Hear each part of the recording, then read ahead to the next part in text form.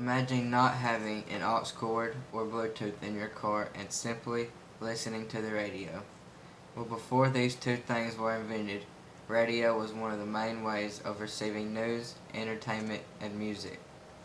We will look at some of these defining points in radio history to have a broader understanding of the pivotal point of American technology. First, we will explore the electromagnetic field. Secondly, we will view different radio networks at its peak.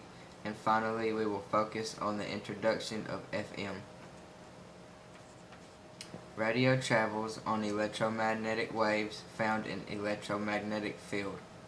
According to WCBN.org, in 1906, Reginald Fessenden sent the first voice and music over those radio waves from Brant Rock, Massachusetts.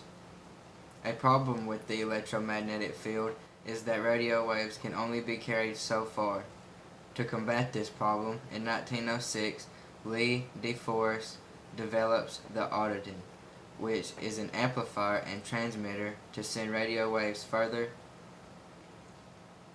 The U.S. Navy pulls all the radio patients together to make better equipment and takes control of coastal radio transmitter and stations in order to help the war efforts. According to the Federal Communication Commission, amateur radio had been around since 1902. However, after World War I, it was easier to see that radio waves exist in a world of scarcity, and radio amateurs were not facing companies like the Radio Corporation of America. Networks really began in the 1920s. They were by individual stations signing up to become affiliates of a station. Then the networks provide high-quality programming to those affiliates. And finally, national advertisers pay the networks to run advertising. During 1926, RCA starts National Broadcasting Corporation, NBC. 1927, Columbia Broadcasting Corporation, CBS. In 1940, the American Broadcasting Company, ABC, is created. The great power of the radio became evident to American leaders when they passed the Radio Act of 1927. Evolution Fraudo. This act states that the radio is a public resource. Frequencies can be licensed but not sold. Licenses must operate in public interest. Government censorship is forbidden, and creates the Federal Radio Commission. When the radio was at its peak, it was desired because of never before possibility of instantaneous news, such as FDR's fireside chats, the Hindenburg crash, and FDR asking Congress for war in 1941.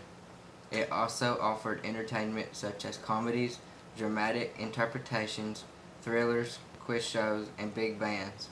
However, during the TV era, radio was hurt because TV took most of radio's programming and advertisers. So, to combat this, radio moves toward local advertisers and works with recording industry to turn radio into a music platform. FM was created in 1933, however. According to Britannica, the Federal Communication Commission did not approve of it until 1961. During the 1960s, FM becomes the alternative to AM Top 40. Album-oriented rock is primarily FM and is represented by younger Americans. Once these younger Americans grew up, they made FM the go-to radio. During the 1985, senators' wives create the Parental Music Resource Center, who convinces Congress to open hearings about the explicitness of music. After the hearings, Congress requires that music be labeled explicit.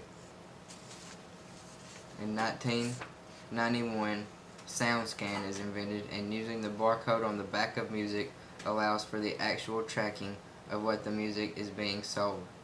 This makes the new Top 40 actually accurate, and surprisingly, rap jumps to the top of the charts.